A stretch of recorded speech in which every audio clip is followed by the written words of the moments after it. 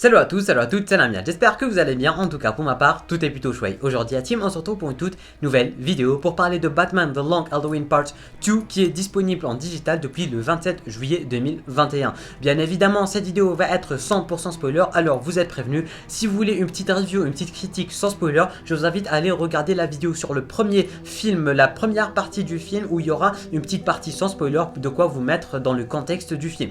Vous êtes prévenus, n'oubliez pas le petit pouce bleu, de vous abonner à la chaîne YouTube ainsi que d'activer les notifications si vous aimez le contenu global de la chaîne et si vous êtes un geek. Sur ce, sans plus tarder, sans perdre une seule seconde de plus, let's go!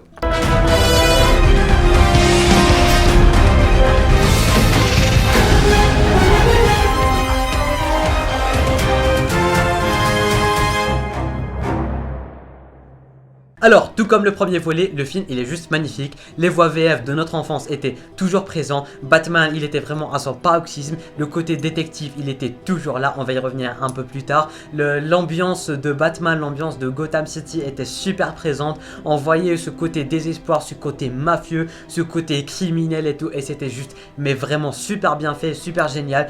Comme d'habitude, les dessins de ce nouvel univers du DC Animated Movies Universe 2.0 qui a débuté avec Superman, Man of Tomorrow. Ils sont juste excellents, super bien faits, que ce soit les effets de lumière, les effets d'ombre, les personnages qui sont super bien faits, surtout le personnage de Batman et son costume que j'ai vraiment super apprécié. En ce qui concerne le côté comics, on reconnaît très bien et très clairement directement pas mal de planches du fameux comics The Long Halloween. Et comme d'habitude et comme je l'avais dit durant ma précédente vidéo sur le film, bah c'est une super bonne idée de diviser le film en deux parce que c'est quand même une grande saga des comics si on peut dire ça comme ça. Et du coup c'était impossible de faire ça en un seul et même film et finalement en deux films. C'est vrai que ça raconte pas tout si on peut dire ça comme ça, mais globalement et grosso modo ça fait vraiment le taf. Il y a tous les personnages sont bien intégrés, que ça soit les méchants ou les gentils, chacun est présenté de sa façon, sans origin story, sans rien du tout du genre Batman les a déjà connus et les a déjà coincés tout simplement. On suivait un peu la sortie ou plutôt le début de Double Face qui prenait un peu le dessus sur Harvey Dent, et d'un autre côté on avait Monsieur Holiday qui était toujours en cavale. Pour ceux qui n'ont pas connu les comics etc, bien sûr que ça aurait fait un petit côté détective en plus pour Batman et pour vous tout simplement en ce qui concerne l'identité de Holiday, qui est tout simplement un mec qui va à chaque fois tuer des gens lors de fêtes, que ce soit Pâques, Noël, la Saint-Valentin, la fête des mères. Et j'ai trouvé vraiment le concept super, que ce soit celui des comics ou celui du film, hein. Là je vais parler en général et même du comics, et du coup j'ai vraiment trouvé l'ambiance super et c'était vraiment super à fond ancré dans l'univers de Batman. Le côté détective de Batman était vraiment à son paroxysme et c'est ça le côté qu'on aime tout simplement du côté de Batman, parce que Batman il a vraiment 90% de lui est un côté détective, et j'ai vraiment aimé comment ils ont interprété tout ça avec le film. Tout simplement c'était bien fait. À chaque fois il était à la recherche de Holiday, il était même parfois dans le doute, parfois il savait plus trop sur quel pied danser, parfois il était même tombé en dépression, ce qui a causé le fait que Poison Ivy puisse le remettre en cause et après donner tous ses fonds à Carmine Falcone et tout. Et j'ai trouvé vraiment ça super, le fait de voir Bruce Wayne autant démoli à un certain moment, que ce soit le manoir Wayne ou lui-même. Et après il y a Selina qui est venue le sauver, et j'ai vraiment trouvé ça super génial parce que comme je le disais durant le début ou plutôt la première vidéo sur la première partie de ce film, j'ai jamais adoré la relation Batman-Catwoman ou bien Bruce-Selina, mais cette fois-ci la meilleure adaptation de Selina Kyle à ce jour, c'est tout simplement celle de Batman The Long Halloween, que ce soit Part 1 ou Part 2. J'ai vraiment super mais vraiment adoré, que ce soit Selina ou tout simplement la relation qu'elle entreprend, que ce soit avec Bruce ou avec Batman. Elle est toujours là pour lui, c'est pas juste la criminelle qui arrête pas de voler, mais juste elle est là, elle a un cœur, elle est avec Batman. Elle a aussi un petit côté familial avec tout ça, avec Carmine Falcone, elle connaissait pas sa mère, et j'ai trouvé vraiment ça super génial de fusionner tout ça et de nous faire une aussi bonne Catwoman, une aussi bonne adaptation de Catwoman, que ce soit elle ou elle avec Batman tout simplement. J'ai trouvé vraiment leur alchimie mais super génial. J'ai jamais, mais vraiment jamais aimé la relation Batman, Catwoman ou bien Bruce, Selina, mais cette fois-ci c'est vraiment la meilleure et j'ai vraiment adoré.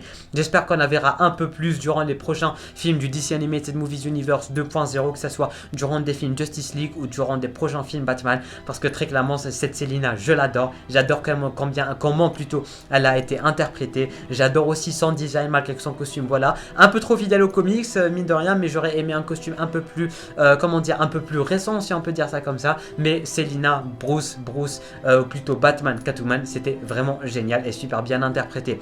En ce qui concerne les autres méchants de l'univers Batman, que ce soit le Joker, l'épouvantail, Pile ou Face aussi qui était à son apogée si on peut dire ça comme ça durant ce film, ou même Holiday que personne n'a vu venir s'il n'a pas lu les comics, qui était finalement la femme de Harvey Dent qui avait aussi un passé avec les Falcons.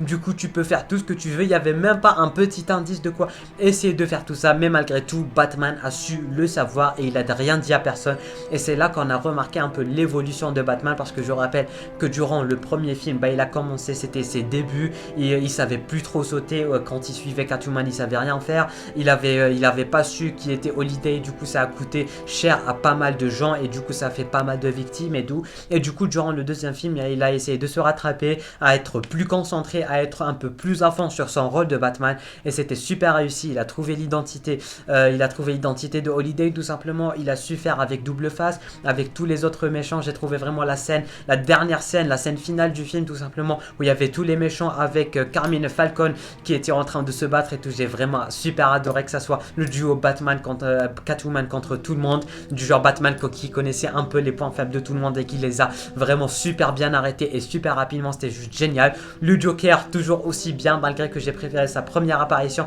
parce que là le film il n'était pas du tout centré sur lui et j'ai trouvé ça un peu dommage que le Joker quand même soit un personnage secondaire et qui va rouler tout simplement pour Double Face. Double Face qui est mine de rien un personnage super bizarre pour ces deux films ou pour cette série de comics tout simplement, parce que voilà, d'un côté c'était Harvey Dent, d'un côté directement ça va basculer vers Double Face et ce n'est vraiment plus la même personne.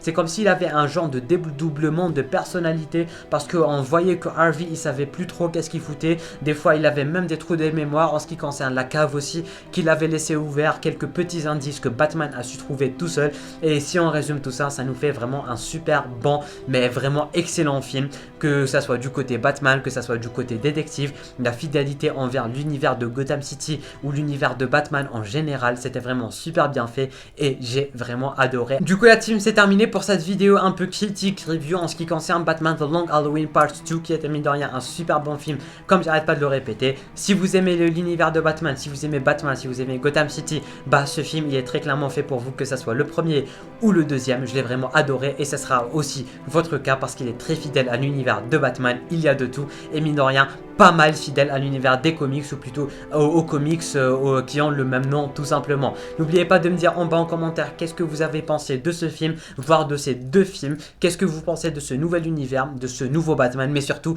de Selina Kyle et sa relation avec Bruce Wayne, que j'ai mine de rien super adoré. Le petit pouce bleu, l'abonnement ce n'est pas déjà fait, et moi je vous dis à très bientôt pour une toute nouvelle vidéo. C'était Lamiad, portez-vous.